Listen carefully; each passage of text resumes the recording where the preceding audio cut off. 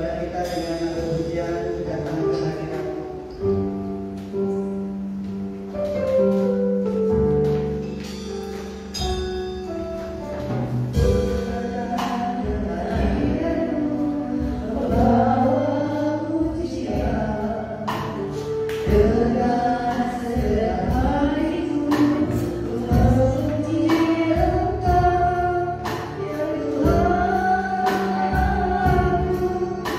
Oh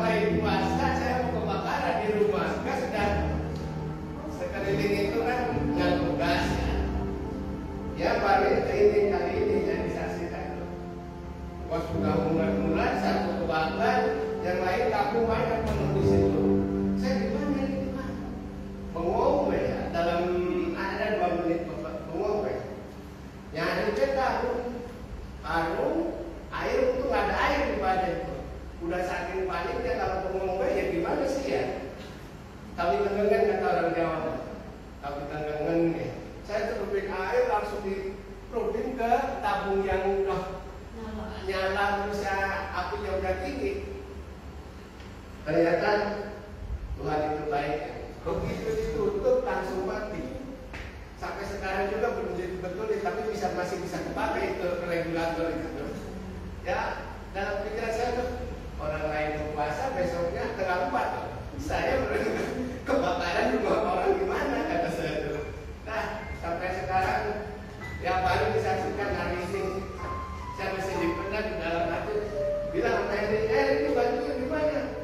Nggak tahu ini ketemu kebakaran barang itu kurang panjang tadi selangnya dari tempat pemenan, jadi bedak itu bocor tabungnya gini.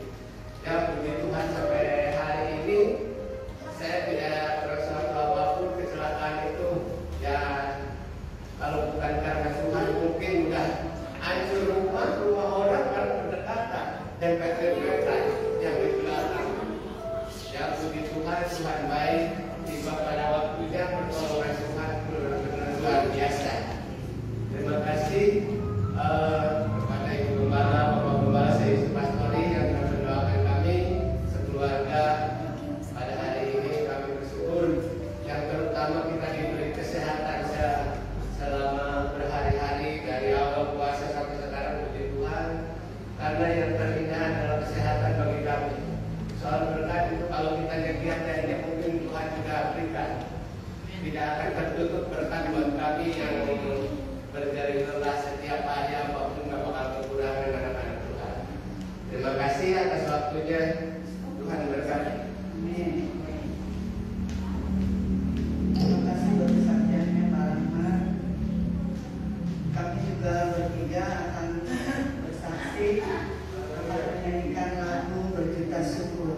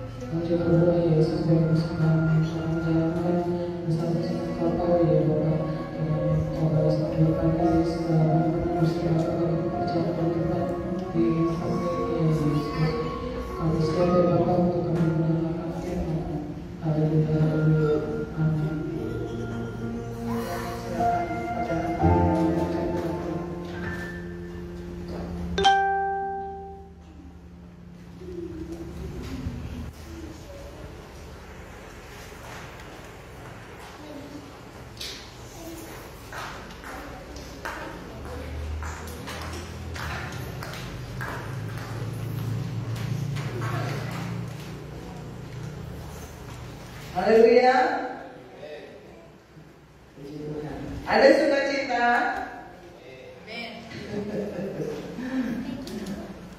Puji Tuhan, satu hari ini walaupun tadi ada gerimis-gerimis kecil, terang, tapi ada gerimis kecil, puji Tuhan tidak menyurutkan hati Bapak Ibu Saudara untuk beribadah kepada Tuhan.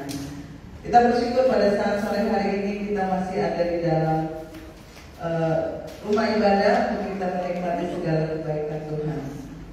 Ya, kita mau saya di sini akan menyampaikan tentang kesempatan. Kesempatan untuk apa? Kesempatan untuk mempertajam karunia. Kalau kita berbicara tentang karunia, jangan yang tinggi-tinggi dulu deh. Karena menurut KBBI, Kamus Besar Bahasa Indonesia, itu kata karunia adalah pemberian atau anugerah, ya, dari yang lebih tinggi kedudukannya kepada yang lebih rendah. Contohnya nih, misalnya Floren mendapat kasih karunia dari Presiden Jokowi, ya, itu kan karunia, ya, pemberian. Jadi Bapak Ibu Saudara mendapat pemberian dari Tuhan, segala sesuatu itu berbeda, unik. Misalnya karunianya, nggak usah yang diri dulu, karunia melayani apa? Masak atau melayani apa? Bikin kerupuk kayak Pak Rahmat ya, Prabu memberkati kita dengan kerupuk. Ataupun Tante Endok karunianya apa? Oh, ahli di bidang peresan kelapa. Ya, setiap kita mungkin ada yang kasih karunia bahasa lidah atau apapun, tetapi setiap kita pasti mendapatkan karunia demi karunia. Nah, kita mau sama-sama belajar. Oh, ini ada gemaknya nih. Itu Geo bilang dia, saya lihat tadi ternyata itu PDI dia nonton di situ. Nok Herawati sedang menonton bersama Geo. Saya kan bingung, Nok Herawatinya lagi isi gerak. Oh iya, Geo yang lagi main HP. Pinter dia nonton apa siaran langsung kayak PDI Maranatha Margaris. Puji Tuhan. Nah, kita mau belajar dari seorang Musa, ya, tapi saya mau bagikan satu ayat dulu. Kita harus berusaha mempertajam apapun karunia yang Tuhan berikan dalam hidup saya dan saudara. Itu bukan untuk didiemin, ya begini aja lah nggak apa-apa, tapi harus dipertajam dengan kesempatan demi kesempatan yang Tuhan berikan. 1 Korintus 12 ayat 31. Coba kita mau baca 1 Korintus 12 ayat 31.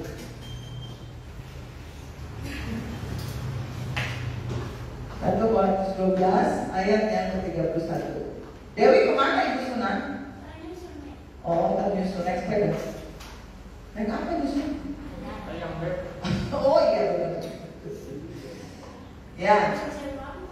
Jadi berusahalah untuk memperoleh karunia-karunia yang paling utama. Nah, ini pengertiannya banyak. Cuma yang ingin saya tekankan bagi Bapak Ibu Saudara, gak usah yang pikir, oh karunia ini saya gak punya, karunia bahasa lidah, aduh. Karena Tuhan itu memperlengkapi kita dengan berbagai macam karunia, tetapi kita satu tubuh, ya. Kalau semuanya pengen jadi kepala, yang menjadi kaki siapa? Tuh. Kalau semuanya pengen jadi tangan, nanti yang jadi jempol kaki siapa? Jadi setiap kita itu Tuhan kasih pemberian karunia. Ciselli karunianya ini, Tante Roni karunianya ini, Floren karunianya ini. Supaya apa? Bukan untuk saling menyombongkan, tapi untuk saling melengkapi. Itu di Korintus itu Rasul Paulus menjelaskan ini di 1 Korintus 12. Kalau Bapak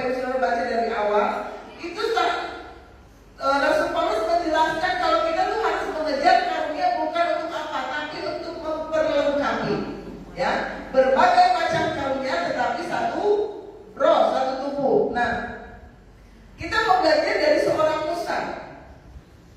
Ada masa-masa dalam kehidupan Musa. Saudara kenal Musa? Apa di sini ada yang belum tahu Musa? Cerita Musa. Tante Lisa tahu Musa?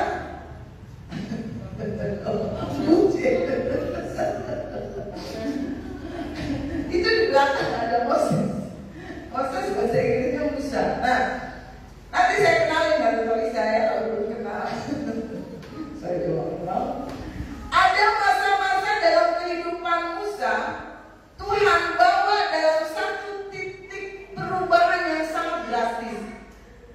Ketika Musa, dia adalah seorang yang diangkat oleh putri Firaun, jadi anaknya ya. Dia ditemukan di sungai, diangkat anak. Nah, ketika pada suatu hari ini titik, saudara, kalau saya beri judul kesempatan, itu berarti ada dalam waktu kehidupan kita satu titik demi titik demi titik, itu Tuhan kasih kesempatan.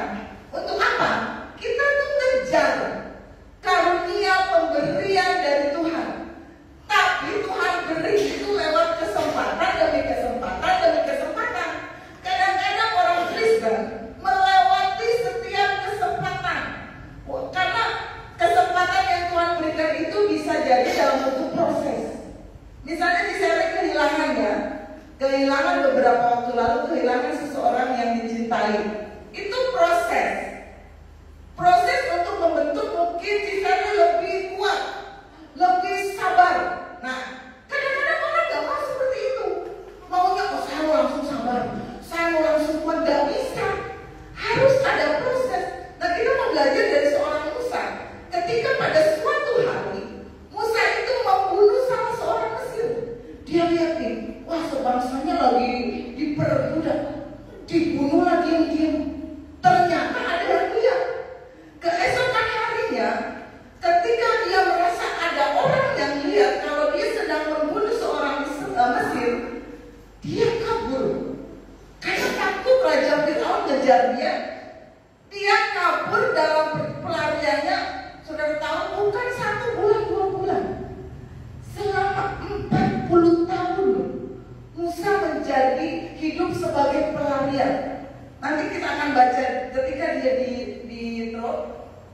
itu Musa tuh dalam pelarian loh Bapak Ibu Saudara, 40 tahun. Nah, apa yang menjadi titik balik dalam kehidupan seorang Musa? Dari seorang buronan, seorang pelarian. Mungkin secara manusia dia sudah gagal, secara manusia dia berbuat kesalahan, tapi Tuhan bisa merubah seorang buronan ini menjadi penyelamat sebuah bangsa yang besar. Anak-anak sekolah tahu kalau ditanya tentang Musa siapa yang membelah Laut Merah, pasti mereka akan tahu. Betapa seorang buronan ini ketika pada satu titik Tuhan ubah karunia dalam diri Musa, itu mengalami perkembangan yang luar biasa. Tadinya mungkin terpendam selama 40 tahun Musa bukan siapa-siapa, tapi setelah 40 tahun lewat, muncullah karunia yang Tuhan berikan dalam kehidupan Musa. Oh, kajian karunia itu kurang penting, yang penting karakter benar. Karunia itu itu nomor sekian, betul. Tapi saya mau gambarkan karunia dengan karakter. Karakter itu adalah fondasi hidup saya dan saudara. Kalau saudara punya karakter bagus, punya karakter yang sesuai dengan firman Tuhan, punya karakter yang kuat di dalam Tuhan, tapi saudara tidak mempertajam anugerah yang Tuhan berikan, karunia yang Tuhan berikan, itu kalau karunia itu sama dengan bangunan yang menjulang tinggi. Percuma kita punya fondasi yang kuat, tapi tanpa didirikannya sebuah bangunan yang megah. Kalau karakter dengan karunia disatukan, dikawinkan, dimejerkan, itu menjadi sebuah bangunan yang kokoh, yang menjulang tinggi. Hebat ya, betul? Kita kadang-kadang melihat seseorang karakternya bagus, Tuhan kasih karunia yang luar biasa. Itu kayak kita lihat bangunan, keren ya. Itu loh, karakter sama karunia kalau digabung, itu menjadi biasa yang Tuhan akan pakai. Amin. Nah, karakter itu sama dengan fondasi, dan karunia itu adalah bangunan megahnya. Nah, kita mau sama-sama belajar karunia adalah bangunan megahnya itu. Apa sih yang harus dilakukan supaya kesempatan yang Tuhan berikan dalam hidup saya dan saudara itu kita bisa mempertajam karunia yang Tuhan berikan. Mungkin saudara agak puyeng, nanti seiring waktu berjalan akan terbuka sedikit demi sedikit ya. Kalau mulai puyeng, tatap mata saya. Tambah puyeng. Nah, yang pertama, Bapak Ibu Saudara harus membuka diri untuk tempat-tempat pelatihan Allah, ya, sebagai kesempatan untuk mempertajam karunia. Karena dalam satu titik kehidupan saya dan saudara, ada satu titik yang merupakan Tuhan pakai untuk melatih saya dan saudara. Untuk saudara, kalau misalnya sudah dapat karunia, dapat anugerah, dapat pemberian, itu diasah. Saudara kalau punya pisau, nggak pernah diasah, lama-lama apa? Tumpul, tidak berfungsi dengan baik. Begitu juga dengan karunia. Yang pertama, kita belajar dari seorang Musa. Keluaran pasal 3 ayat 1-3. Ini Musa ada di dalam satu tempat kenapa keluaran? Apalagi saya. Tenang, tarik nafas, minum. Ya, Keluaran 3 ayat 1-3. Kita mau belajar di seorang Musa. Adapun Musa, nah ini ketika dia di pelarian, ya, ia biasa mengembalakan kambing domba Yitro mertuanya. Jadi ketika Musa kabur dari Mesir, dia bertemu dengan seorang imam di Midian yang namanya Yitro. Nah, Musa ini menikah dengan anaknya Yitro. Siapa? Bukan saya. Ada yang tahu? Depannya Z.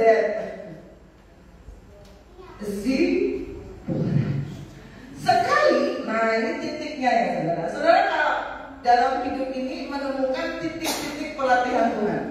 Sekali ketika Musa menggiring kambing dombanya, berarti dia sudah terbiasa melakukan ini. Kayak anak-anak sudah terbiasa dari hari ke hari ngupas kelapa, betul? Nah, ini Musa sekali ia menggiring kambing dombanya itu, di satu titik itu ia pergi ke seberang padang gurun. Lalu sampailah ia ke gunung Allah, ya di gunung Horeb. Tiap hari dia melakukan itu, ngangon embek bahasa Sundanya, mengembalakan kambing domba seperti Daud. Ya, itu tiap hari dilakukan. Kayak saudara melakukan pekerjaan sehari-hari, misalnya mengupas kelapa, Ciseri misalnya ngoreksi itu toko, ya. Nah ini sehari-hari. Bapak Rahmat misalnya setiap hari kan mungkin seminggu berapa kali goreng kerupuk, jualan kerupuk. Nah ini biasa dilakukan oleh Musa. Tapi ayat 2 coba. Jangan bikin kaget lagi ya, saudara. Tenang, konsentrasi. Tiba-tiba apa yang terjadi dalam hidup Musa? Lalu malaikat Tuhan menampakkan diri kepadanya di dalam nyala api yang keluar dari semak duri. Dia sudah sering melakukan pekerjaan ini, tapi di hari itu terjadi sesuatu, yaitu dia melihat malaikat Tuhan menampakkan diri dalam nyala api yang keluar dari semak-semak duri. Misalnya kita ketemu lagi pas ngupas kelapa, ngelihat semak duri, ada nyala api. Saya coba gambarkan ya, saudara mungkin terbiasa baca ayat ini, tapi kadang-kadang kita imajinasinya, kadang-kadang kalau bacanya sekilas, ya biasa aja gitu, karena kita nggak berusaha menggambarkan gitu. Lalu ia melihat dan tampaklah, apa yang dia Musa lihat? Semak duri itu nyala, tetapi tidak dimakan api. Jadi semak duri itu terbakar, tapi nggak terbakar. Bingung kan? Ayat 3. Musa berkata, baiklah aku menyimpang ke sana untuk memeriksa penglihatan yang hebat itu. Mengapakah tidak terbakar semak duri itu? Sesuatu terjadi aneh dalam hidupnya. Nah, ini yang saya sebut titik awal. Titik awal ketika mungkin selama 40 tahun Musa mengembalakan kambing domba tidak terjadi apa-apa. Saudara mungkin melakukan pekerjaan saudara, hobi saudara, usaha saudara mungkin selama 30 tahun nggak terjadi apa-apa. Sampai di satu hari ini, ya, di situ matanya terbuka, di situ mata rohani Musa terbuka, di situ karunia-Nya berawal. Saudara ada dalam satu titik mungkin pada satu hari, sejak anak saya sakit, saya misalnya memutuskan untuk berdoa dan berpuasa. Itu titik awal bisa. Misalnya sejak suami saya sakit, saya mengambil komitmen untuk selalu baca firman 1 hari 5 pasal. Bisa. Ya. Seringkali ada kejadian-kejadian yang mungkin di luar kendali kita, di luar kuasa kita. Kadang-kadang Tuhan taruh orang-orang yang menjengkelkan di sekitar kita. Betul? Kadang-kadang mungkin Tuhan taruh mungkin pelanggan-pelanggan kita yang orang usaha yang bikin jengkel. Kadang-kadang mungkin Tuhan bisa izinkan saudara kita atau siapapun itu untuk membuat kita marah. Nah, saat-saat itu, ya, saat-saat itu yang bisa Tuhan pakai untuk memproses saya dan saudara supaya apa? Karunia yang Tuhan kasih, pemberian yang Tuhan kasih pada saudara itu diasah, dipertajam. Amin. Sudah mulai terbuka. Memang agak sulit. Saya aja memahaminya sulit. Tapi Roh Kudus akan membuka sedikit demi sedikit. Amin. Berikan senyum dong kiri kanan biar gak tegang gitu. Kayak ada sama ibu sunat, senyum aja kayak orang pacaran. Ngalahin apa sama tante Sherly. Coba lihat cara duduk mereka, coba lihat. Kalah kan?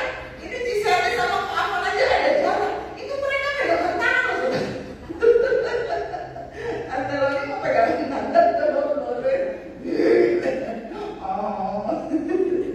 Nah, saudara, saya mau kasih gambaran lagi. Di mana saja tempat-tempat pelatihan itu. Saya ambil contoh Daud. Tahu Daud? Siapa? Itu Daud yang melihat berarti. Ya, Daud. Masa-masa pelatihannya di mana? Ketika Daud nggak dianggap, saudara-saudaranya dipanggil untuk jadi calon raja, Daud tidak dianggap. Di mana lagi? Ketika Daud dikejar-kejar oleh Absalom dan Saul, itu di mana proses pelatihan terjadi bagi seorang Daud. Contoh lagi Yusuf. Di mana pusat pelatihan Yusuf? Ketika Yusuf dibuang ke sungai. Di mana lagi pusat pelatihan Yusuf? Ketika di rumah Potifar Yusuf diapain? Difitnah. Di mana lagi? Ketika Yusuf berada di penjara, dia dilupakan, gak diingat. Yesus di mana pusat pelatihannya? Ketika Yesus merendahkan diri. Puasa berapa hari? 40 hari, 40 malam. Habis itu dia dicobai iblis. Itu yang disebut pusat pelatihan untuk mempertajam karunia. Di mana pusat pelatihan tante lain? Jangan aja tante kapan kan? Pusat pelatihan tante lain di mana? Banyak. Pusat pelatihan ibu Suna di mana? Ketika suami saya pergi. Oh iya kan? Pusat pelatihan di Sari apa? Ketika mungkin dia menangis, ya tahun lalu, itu jadi pusat pelatihan. Setiap kita punya waktu-waktu tertentu yang Tuhan pakai untuk jadi pusat pelatihan supaya kita mempertajam karunia. Amin. Nah, kadang-kadang tempat pelatihan itu muncul di saat kita nggak siap, betul? Emang Cisarua waktu itu sudah siap? Ambruk saya. Nggak siap kan? Boro-boro kita mau siap kayak gitu ya. Ketika kita tahu aja kaget, betul? Nah kadang-kadang Tuhan izinkan tempat-tempat pelatihan itu akan muncul di saat saya dan saudara nggak siap. Tapi jangan pernah melewatkan kesempatan itu. Kalau Tuhan izinkan satu masalah, anggap itu proses. Supaya apa? Kita lebih sabar. Supaya apa? Kita lebih kuat. Supaya apa? Kita lebih lagi mempertajam karunia yang Tuhan berikan. Amin. Kadang-kadang kita suka menutup diri. Ada proses kita kabur. Nggak mau Tuhan, nggak mau. Mending saya berantem aja daripada saya memproses kesabaran saya. Kadang-kadang orang Kristen seperti itu ya. Diperhadapkan dengan sebuah proses. Tuhan itu kalau ngasih kita proses itu nggak enak memang. Nggak enak di awal tapi enak di akhir. Amin. Nah, ketika Tuhan beri kesempatan, datangnya lewat sebuah proses. Jangan meninggalkan proses itu. Amin. Jangan menutup diri. Kadang-kadang manusia itu tidak mau keluar dari zona nyaman. Nah itu. Contohnya aja ya. Kadang-kadang kita di gereja ini, kita duduk, pasti di situ, ya di situ juga. Saya itu suka ketawa kalau yang bagian kursi bagian belakang. Itu kan beneran di atas siapa? Om Gunung sama Om Iin. Ketika keluarga lain kursi itu, Om Gunung bingung. Dia pernah lihat ekspresi Om Gunung ketika nyari kursi? Kenapa? Manusia cenderung seperti ini. Kalau sudah duduk di situ, ya sampai Tuhan Yesus datang dan duduk di situ. Benar? Coba perhatikan kalau aku. Tante Lea yang di situ, mama yang bisa di situ. Tante Lea yang suka berubah-ubah. Ya kan? Para anak yang di situ. Kenapa nggak mau di bagian sana, Pak? Ya kan? Oh itu kalau minggu di sini, biar adil ya. Ibu Sunda pasti. Kalau Ibu Sunda pasti dengan Tante Ico. Tante Torisa kalau nggak dengan Om Slamet, dengan Tante Meing biasanya kan. Tante Meing biasanya dengan Tante Enok. Pasti itu manusia cenderung seperti itu, nggak mau keluar dari zona nyaman. Ya Tuhan udah begini aja lah Tuhan. Udah lah nggak mau proses-proses lagi. Aduh, lagi itu mempertajam karunia. Aduh, mau Tuhan hidup udah mumet. Itu kecenderungan dari manusia. Betul? Kalau kita makan nih, opa ya, saya kita nih, opa tadi kan kalau makan di Subang yang purnama terus menunya sama ya itu gurame asam manis kita sampai meledak. Ya kan? Orang tua masih seperti itu. Pesennya yang menunya itu lagi. Sampai Tuhan Yesus datang ya benar memang itu lagi. Ya kan? Kecenderungan dari manusia, nggak mau keluar dari, maksudnya nggak mau nyoba yang lain, nggak mau apa ya. Udah tahu itu enak ya udah itu aja yang dipesen. Paling minumannya yang ganti. Betul? Itu kecenderungan dari manusia. Beruntung kalau yang sukanya es kelapa. Ya kalau udah diberikan kenapa nggak mau? Oh itu puji Tuhan. Ya itu kecenderungan manusia. Manusia itu nggak rata-rata tidak menyukai perubahan. Senangnya ya ada di zona nyaman. Senangnya ya kalau udah begitu ya begitu. Kadang-kadang saya melihat ada gereja-gereja tertentu awalnya bagus dengan program yang bagus, tapi sampai Tuhan Yesus datang, program itu yang dipegang. Nggak mau mengikuti kemajuan perkembangan zaman. Bapak Ibu suka lihat gereja-gereja seperti itu, awalnya bagus booming, tapi ya terus perkembangan zaman itu terus berubah, tapi tidak mau mengikuti perubahan. Lama-lama ya sudah layu dan terbenahi. Nah itu kadang-kadang, tapi ada sebuah gereja saudara di Solo, itu kembangnya udah tua. kayak Bapak Rahmat, mungkin lebih dari Bapak Rahmat. Tapi dia selalu up to date. Saudara tahu, lighting di gerejanya, kalau yang ngerti masalah lighting, saudara pikir itu siapa? Bukan saya loh, apalagi teknologi. Yang ngerti masalah lighting, lampu itu siapa? Night Club, ya kan? Klub malam. Kalau nggak tahu night club, klub malam. Nggak tahu lagi apa ya? Itu yang banyak dicek itu. Oh, ya disco. Yang ini loh Bu. Ayo, nah itu. Nah, masalah lightingnya mereka nomor satu kan? Betul?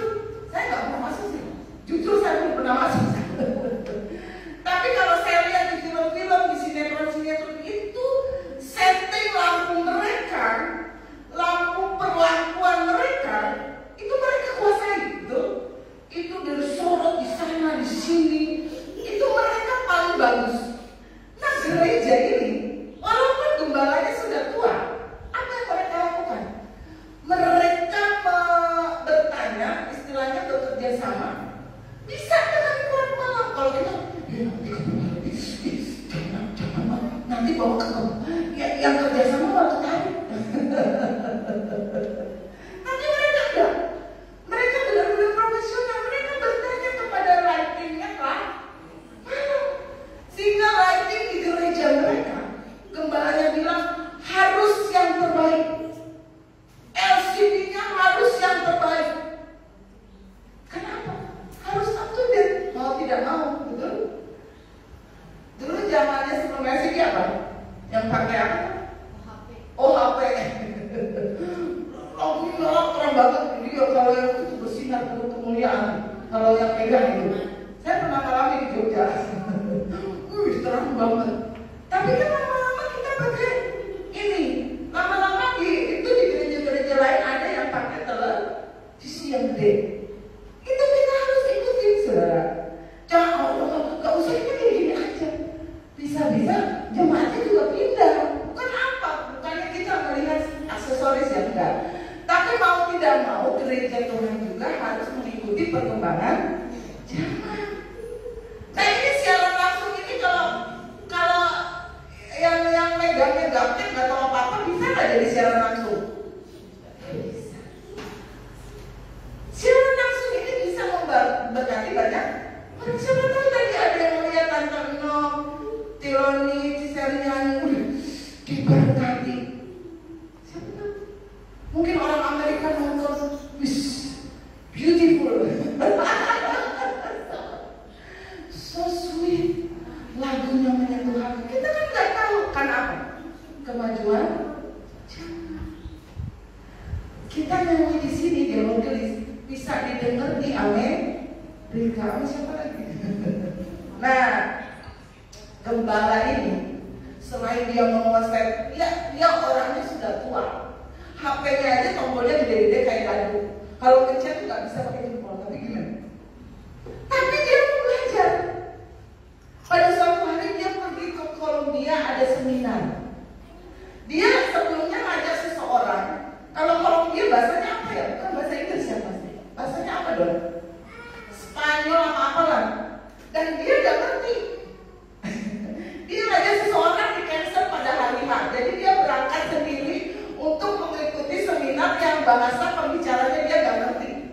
Saudara bayangkan, ikut seminarnya aja kita kadang ngantuk ya, betul di Jamore. Kita ngerti bahasanya, kita tahu. Tapi ini gembala yang sudah tua ini dia ikut seminar di Kolombia, bahasanya dia nggak ngerti sama sekali. Ditanya, Bapak ngerti bahasa? Tapi saudara tahu, ketika pembicaranya satu kalimat aja ngomong dalam bahasa Inggris,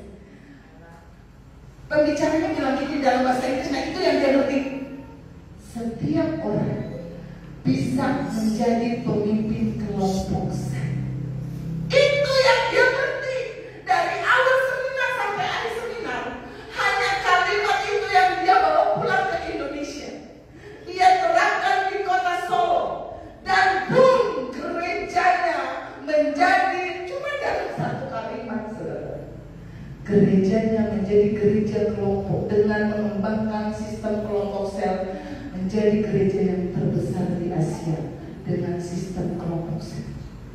Apalagi kalau dia ngerti bahasanya ya dari awal sampai akhir. Cuma satu kalimat itu yang dia bawa pulang. Tapi kalau dia mau mempertajam karunia-Nya, Roh Kudus akan campurkan. Apa yang ada di tangan saudara sebagai karunia pemberian Tuhan? Saudara bisa masak, saudara bisa LCD, saudara bisa nyanyi, saudara bisa main musik. Oh, saya nggak bisa apa-apa. Masih bisa senyum? Bisa. Jangan ribut. Nggak nyambung ya. Ageo, sarang Moses itu kan dan cumut, kayak basuh. Tadi Cirembai, menawan itu Ageo. Tahu Cirembai? Parahnya tahu, Tante tahu. Cirembai. Ketika air mata menetes di pelupuk mata dan jatuh, itu namanya Cirembai. Oh, apa Cirembai? Terang Cirembai. Oh, Cirembai. Nah, ada sebuah kisah lagi. Ini supaya saudara, kalau saudara punya dikasih Tuhan karunia, kembangkan. Jangan takut dengan proses. Jangan takut dengan kritikan. Misalnya si Roni ada yang kritik di nanti, ih, Roni sekarang jelek banget. Jangan takut dengan kritikan. Misalnya Aca main musikmu jelek banget sih. Jangan nangis. Amin. Apalagi? Ada yang suka kritik Doni ini hasil aslinya begitu aja. Jangan nangis tuh. Karena tunggu saya lihat namanya dulu si Sarah. Di Saratoga, Amerika, ada seorang chef, tahu chef? Kayak namanya Eris, pinter masak. Chef itu bukan itu, bukan apa? Koki, oh iya, ngomongnya yang keren. Apa? Koki. Nah, namanya tunggu lihat dulu, George Crumb. Siapa saudara? Udah makan roti? Kalau udah bisa ngomongnya George Crumb, Crumb kaki dan Crumb perut. Namanya George Crumb. Tahun 1853 pada saat itu kentang itu bukan jadi cemilan, belum jadi cemilan. Kentang itu masih digunakan oleh masyarakat sebagai bahan makanan pokok. Kalau di Indonesia itu sahur, nasi, ya, beas. Sekarang saya jadi kesundaan gara-gara Geo. Nah, pada suatu hari restoran ini kedatangan seorang pengusaha kereta api. Namanya susah lagi. Vanderbilt. Vanderbilt lah ngomongnya. Nah, dia mengkritik sajian kentang di restoran itu. Kata dia begini, kentang di restoran ini paling tidak enak, terlalu tebal, pokoknya rasanya nggak enak. Wah, yang kena siapanya? George Crumb, kokinya, chefnya. Kalau orang yang nggak siap dikritik itu gimana? Bunuh, nangis, kayak aja.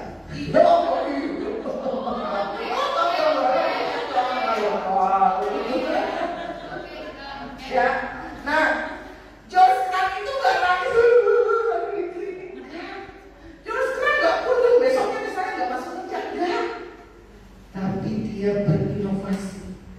Ketika sajian kentangnya dikritik, terlalu tebal, rasanya nggak enak. Sama pengusaha kereta api, George Crumb ini dia berinovasi. Dia cari cara. Waktu itu belum ada keripik kentang ya, saudara, belum. Jadi kentang itu masih buat untuk makanan sehari-hari, ya, sebagai sumber karbohidrat. Dia mencari cara. Akhirnya dia menemukan cara. Dia mengiris setipis mungkin kentang itu sampai tidak bisa ditusuk lagi oleh garpu. Tipis banget. Dia memasang pisaunya yang kuat, pisaunya yang berbeda. Dia sajikan itu ke pengusaha itu. Akhirnya apa? Wih, enak. lahirnya yang disebut potato chips. Tahu? Kayak Lays. Zaman dulu belum ada. Kayak gitu. Nah, itu lahir dari sebuah kritikan. Coba waktu itu Samnya mundur, Samnya bundung. Jadi gak yang namanya Kotabi, Lay, apa-apa. Amin. Bapak, Rahmat suka dikritik tentang kerupuknya. Oh, gorengnya kurang ini. Jangan nangis, Pak. Jangan dulu. Berinovasi, nanti ada kerupuk apa, kerupuk pedes lah, kerupuk apa. Berinovasi. Karena yang Tuhan berikan dalam hidup saya dan saudara itu dipertajam.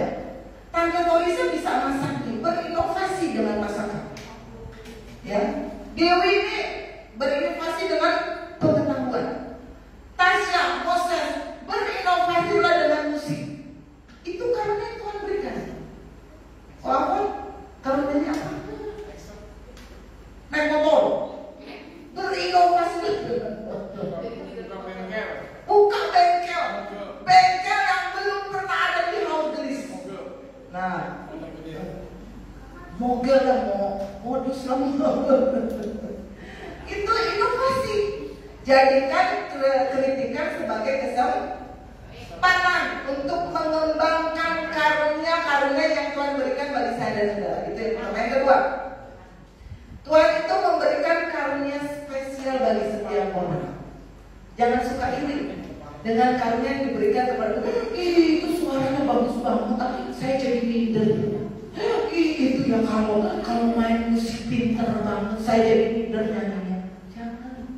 Setiap orang diberikan karunia yang spesial. Coba Keluaran 4 ayat 1. Saya kasih contoh aja. Karunia apa yang Tuhan berikan kepada Musa?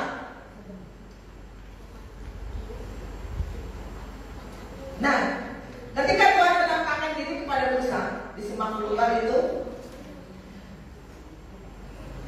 Tuhan kan suruh, ya, Tuhan suruh Musa.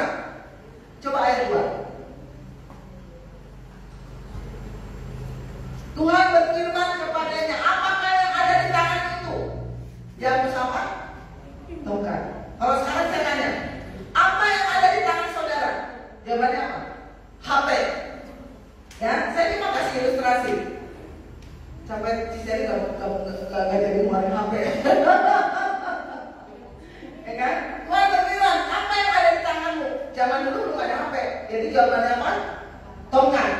Kalau zaman sekarang, apa yang ada di tanganmu? Jawabannya apa? HP. Nah, coba ayat 3. Lalu firman Tuhan, Tuhan berfirman sama Musa, lemparkanlah misalnya HP itu ke tanah. Sayang Tuhan, kita jawabnya gitu ya.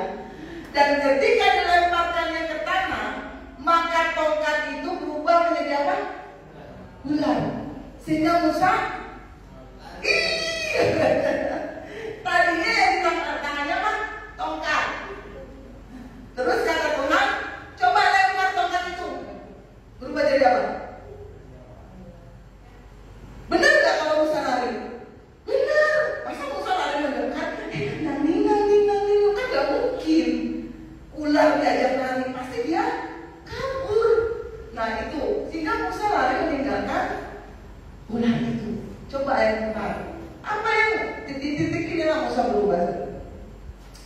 Lalu firman Tuhan lagi sama Musa, ulurkanlah tanganmu dan peganglah. Harusnya gimana? Kalau ular dipegang apanya? Kepalanya. Ini sesuatu yang mustahil. Tuhan suruh kepada Musa. Coba bayangin dulu. Lihat ular aja, tongkat berubah jadi ular, Musa udah takut. Ini suruh megang. Megangnya bukan kepalanya tapi ekornya. Logikanya, habis megang ekor, tuh. Betul kan? Kalau kita pakai logika seperti itu. Nah Tuhan suruh seperti itu. Kadang-kadang Tuhan suruh saudara melakukan hal yang mustahil, yang gak masuk akal. Betul? Kamu minta maaf sama itu Tuhan jangan, itu dia yang salah, bukan saya. Suka gitu Tuhan? Suka. Tapi saudara kadang-kadang enggak. Karena begini Musa akhirnya apa? Mengulurkan tangan, ditangkapnya ular itu. Lalu apa yang terjadi? Ketika Musa nurut, Musa dengar-dengaran kabur lagi. Kadang-kadang banyak orang Kristen melihat tongkat berubah jadi ular kabur. Tapi apa? Gak balik lagi, bener? Tapi Musa puji Tuhannya, dia balik lagi, dia dengar-dengaran, dia taat sama perintah Tuhan.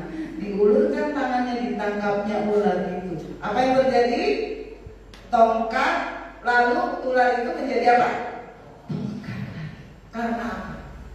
Musa dengar, taat, itu kecil. Ayat 5, apa lagi yang terjadi di hidup Musa saat itu? Supaya mereka percaya bahwa Tuhan Allah nenek moyang mereka, Allah Abraham, Allah Ishak, dan Allah Yakub telah menampakkan diri. Ayat selanjutnya. Nah, lalu Tuhan berfirman lagi. Coba, kalau saudara baca firman itu seru, tuh. Tuhan suruh masukkan tanganmu ke dalam baju. Ada yang bajunya punya saku sekarang?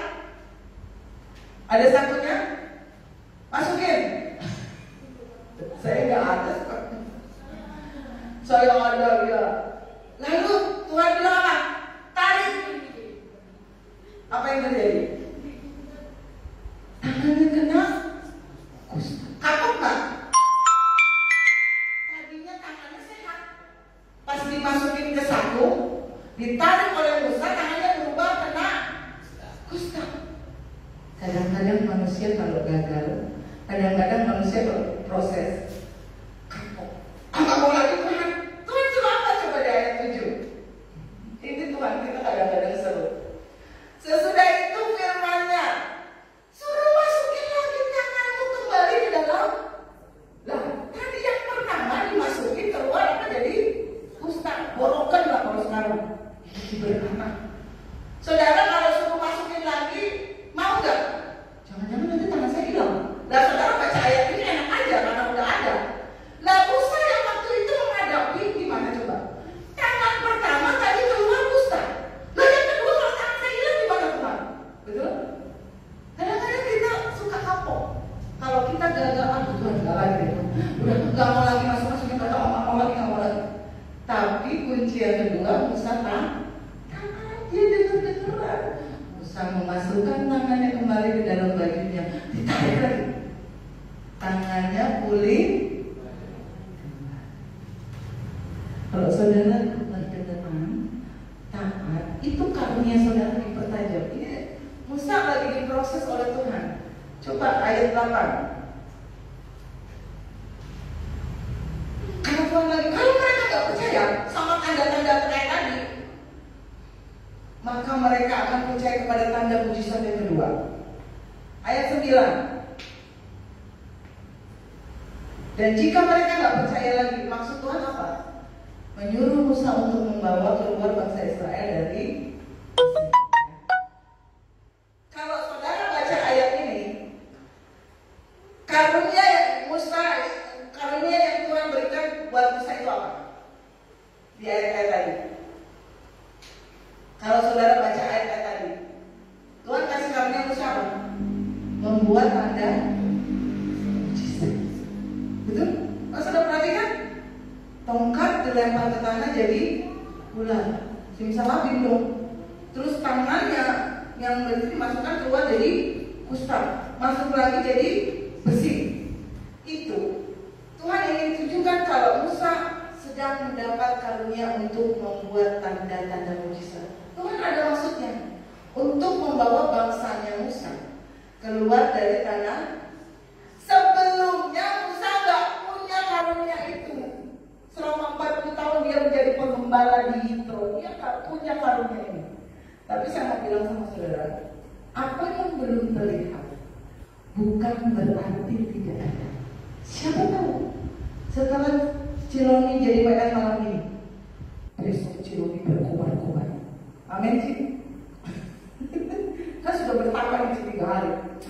Ketika keluar besok, setiap orang yang ketemu Ciloni bertobat.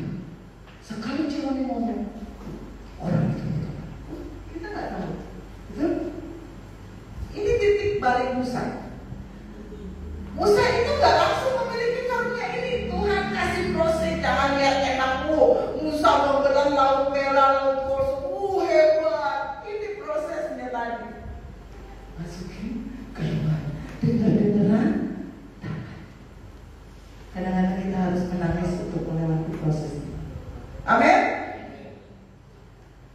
tidak semudah apa ya. Musa itu dilatih Tuhan saat itu. Sampai dia menjadi seorang pemimpin. Memimpin bangsa Israel keluar dari Mesir. Enggak lama, makanya Tuhan latih. Makanya Tuhan proses. Kalau kadang-kadang kita gagal, jangan trauma. Bangkit lagi, coba lagi. Yang pasti jangan melewatkan kesempatan. Kalau Musa melewatkan kesempatan ini, dia tidak akan menjadi seorang pemimpin yang legendaris. Musa lihat tongkat berubah jadi ular, kabur lagi 40 tahun ke gurun apa ya sudah. Tuhan nggak bisa pakai Musa, betul? Tapi karena Musa taat, dia balik lagi, dia tidak mau berhenti mencoba, dia move on, dia bangkit dari kegagalannya. Tuhan jadikan dia seorang pemimpin. Kalau kita gagal, jangan menyerah. Amin. Kadang-kadang, nah kita pindah orang saja. Ya oke. Daud nggak memiliki karunia seperti Musa, betul? Daud nggak bisa membuat tanda-tanda mujizat. Oh kalau perang semua jadi kodok, kalah semua. Nggak bisa kan Daud? Kalau Musa bisa, betul? Air berubah menjadi darah, membelah laut merah. Apalagi Musa punya karunia itu. Tapi Daud nggak bisa. Tapi satu karunia yang Tuhan berikan pada Daud, kalau dia perang, dia pasti menang, betul? Lalu baca di Alkitab. Daud ketika dia berperang dia nggak pernah kalah. Itu karunia. Oh turun lagi Yusuf nggak bisa berperang. Yusuf nggak bisa membuat tanda mujizat kayak Musa. Tapi Yusuf bisa mengartikan mimpi. Aduh masih susah tadi, sulit untuk dimengerti. Turun lagi Abraham nggak bisa buat tanda mujizat. Abraham nggak bisa berperang. Abraham nggak bisa mengartikan mimpi. Apa yang Abraham punya sebagai karunia? Abraham cuma punya satu karunia: dengar, percaya, taat. Amin. Abraham dengar perintah Tuhan. Kamu tuh akan jadi bapak banyak bangsa. Saya sudah tua. Tapi ketika dia dengar, dia percaya, dia taat. Dia disuruh keluar ke negeri yang belum dikasih tahu. Dia dengar. Itu yang Abraham. Sehingga dari kakek-kakek ini muncul saya dan saudara. Amin. Abraham luar biasa. Masih susah lagi. Berkembang. Saudara bisa senyum? Jadi asyar tuh. Terima tamu, kasih senyuman. Masih gak bisa lagi ngepel gereja. Masih gak bisa lagi bantuin Mama Anis masak. Masih gak bisa lagi. Nanti dipanggil Tuhan kalau gak bisa apa-apa. Jadi karunia apa yang harus kita kembangkan? Karunia sudah ada, kita terima saat ini. Saudara lebih tahu karunia apa. Yang terakhir, berkomitmen untuk mengembangkan karunia. Jadi kalau saudara punya, udah tahu ini suaranya bagus, udah tahu bisa ngerti LCD, udah tahu bisa ngerti teknologi atau apapun karunia yang Tuhan berikan, bisa main musik, bisa masak, bisa apa, dikembangkan. Terus punya komitmen dalam suka dan duka, apapun yang terjadi, komitmen. Saya mau berikan itu buat Tuhan. Enak gak enak tetap melayani. Lagi ada masalah, lagi sukacita, tetap melayani. Amin. Kita boleh punya karunia yang besar, tapi kalau didiemin aja, itu lama-lama layu. Ada seorang anak muda yang terakhir ya. Dia lahir di keluarga miskin. Rumahnya di perumahan kumuh. Ini ada di Meksiko, saudara. Tapi keluarga ini, karunia yang Tuhan berikan, mereka suka sama anjing. Ya, di keluarga ini, seluruh anggota keluarganya suka sama anjing. Mereka miskin, anaknya miskin. Anak muda ini, tapi karunia yang Tuhan berikan, dia dibesarkan di keluarga yang suka anjing. Pada usianya ke-13 dia bilang ini sama Ma, saya punya mimpi suatu saat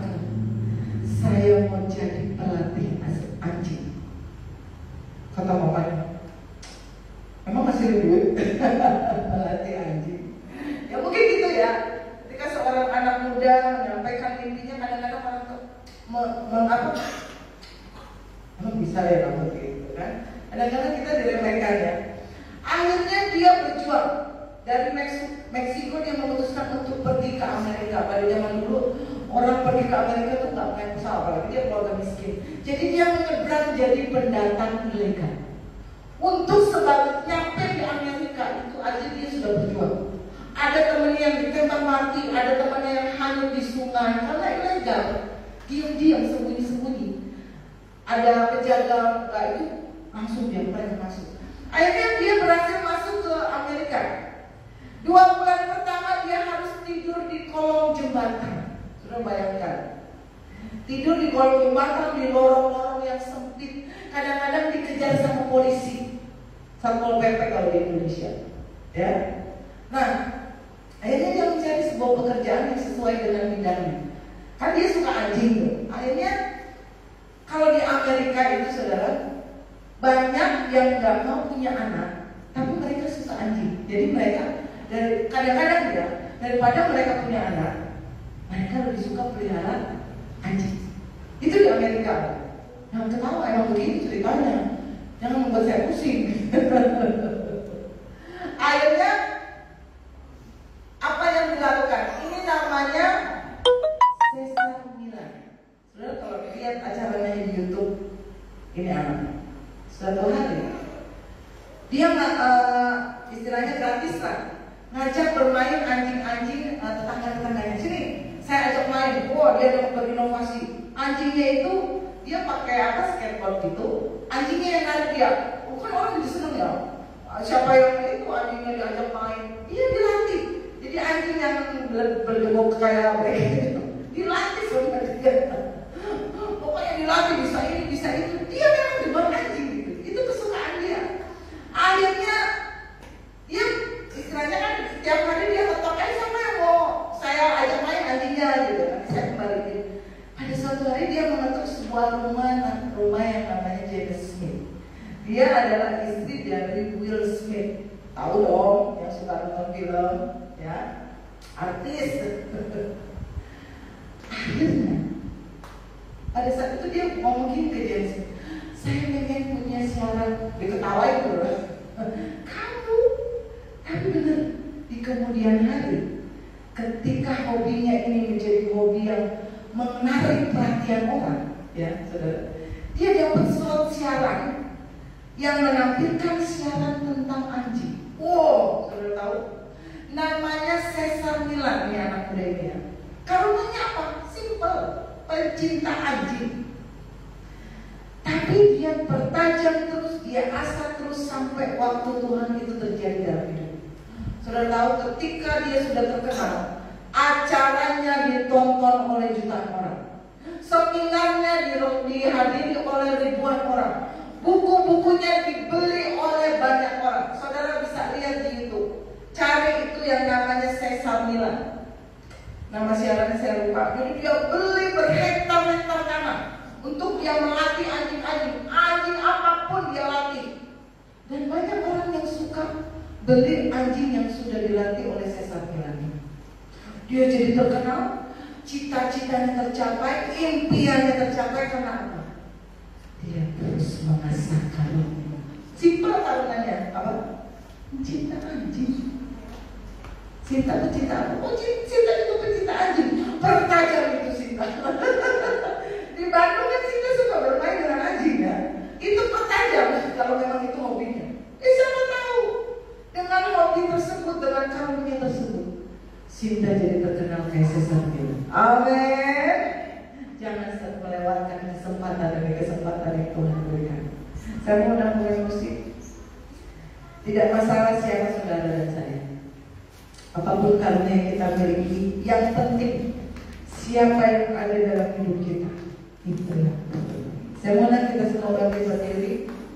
Kalau waktu Tuhan sudah datang pada hidup saya dan saudara, maka dia akan membuka jalan-jalan, pintu demi pintu, supaya karunia itu berkembang dengan baik dalam hidup saya dan saudara. Nyanyikan lagu ini dengan pengucapan syukur. Saya undang semua berdiri. Nyanyikan dengan kerinduan kepada Tuhan, beriman, minta karunia itu selalu menyatakan.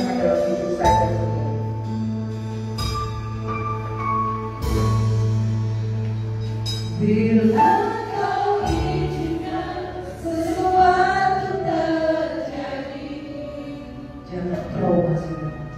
Ku percaya semua untuk kebaikanmu.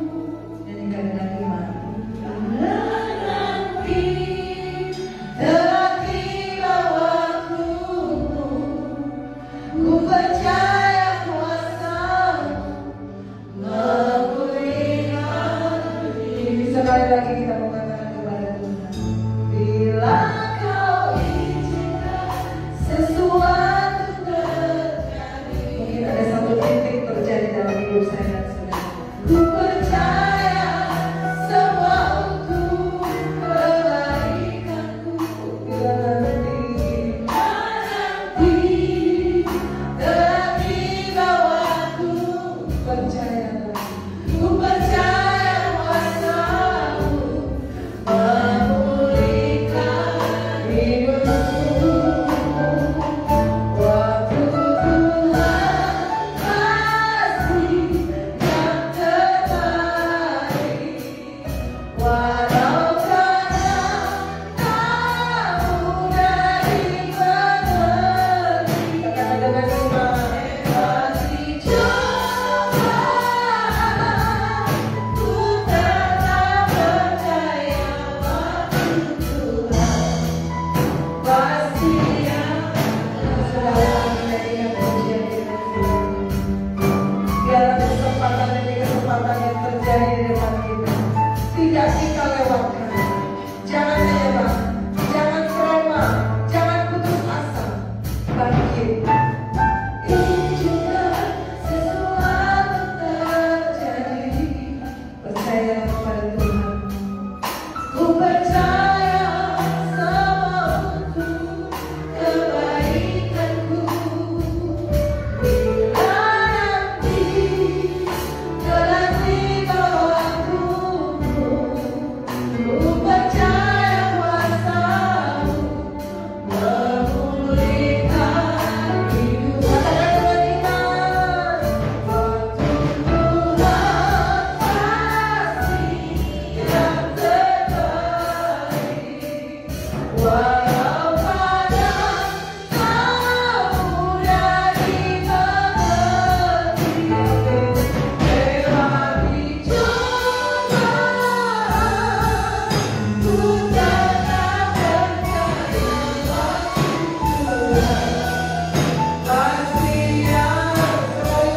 percaya waktu Tuhan pasti yang terbaik. Waktu Tuhan pasti yang terbaik.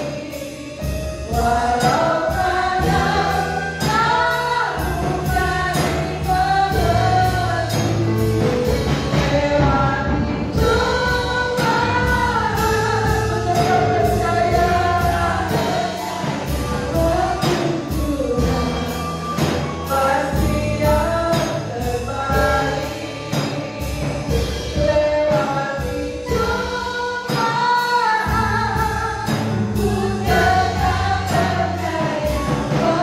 yang terbaik.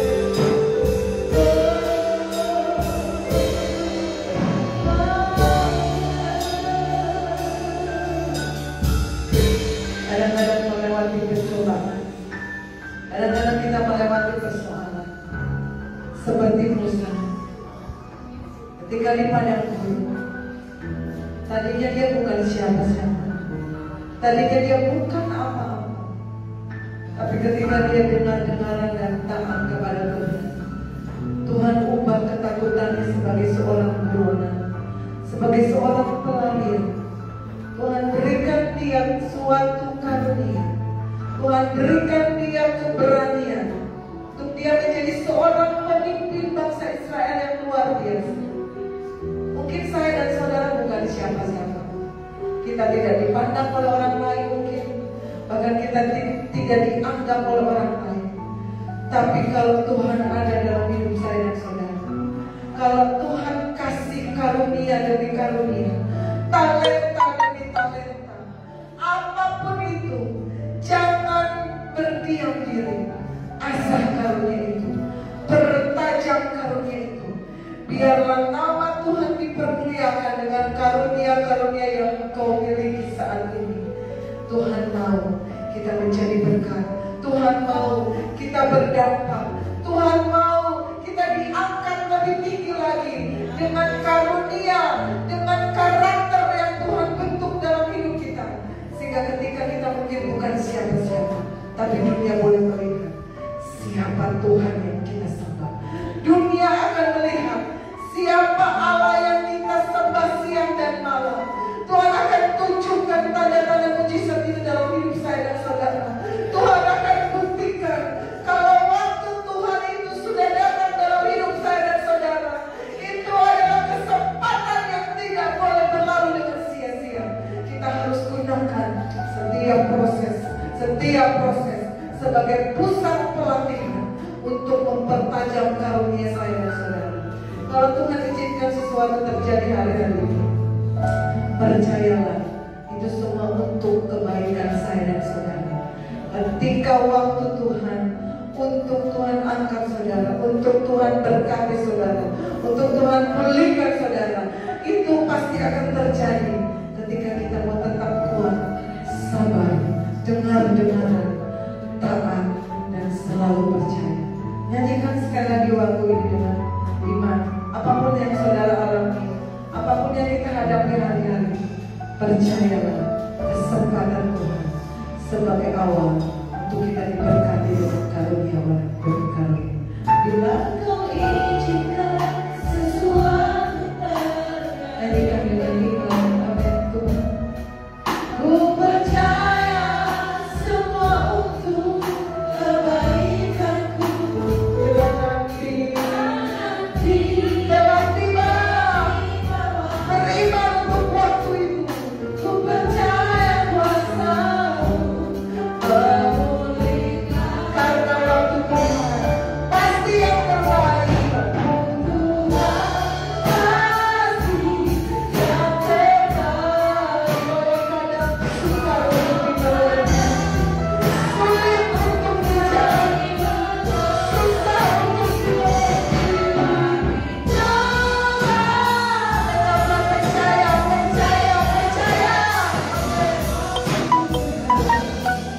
Sekali lagi, katakan dengan iman. Kasih. Waktu terakhir saya serahkan kepada Tuhan. Walau kadang-kadang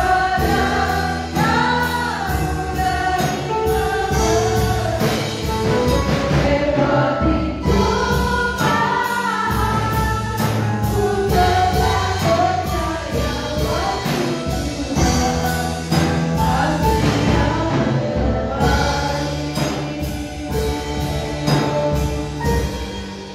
Kami percaya Tuhan, waktunya Tuhan.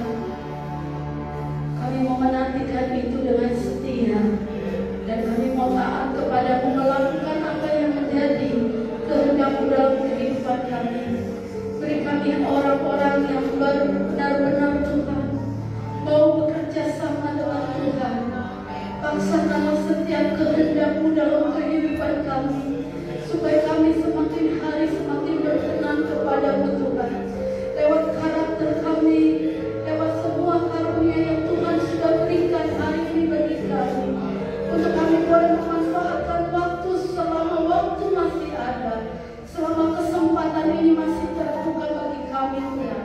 Ampuni seringkali kami dirundung oleh kemalasan, seringkali dirundung oleh kebosanan, seringkali kami dirundung oleh kegalauan. Kami tidak menentu di dalam hidup ini ya Bapa. Tetapi malam hari ini kami tahu tujuan kami, yaitu Tuhan sendiri yang menolong kami, yang menopang kami, yang memberkati kami, bahkan yang menyembuhkan kami dari setiap sakit penyakit kami. Engkau yang mengangkat kami, mengadakan segala sesuatu yang dunia tidak dapat berikan. Roh Kudus temani kami, Roh Kudus temani kami, supaya kami boleh Tuhan mengerti apa yang menjadi kehendak-Mu dalam kehidupan kami. Seberapapun jemaat Tuhan yang hadir malam hari ini Tuhan, Tuhan mau memberkati kehidupan mereka, Tuhan mau menolong kehidupan mereka, perkenanan-Mu yang menjadi bagian dalam kehidupan mereka, sehingga mereka boleh menjadi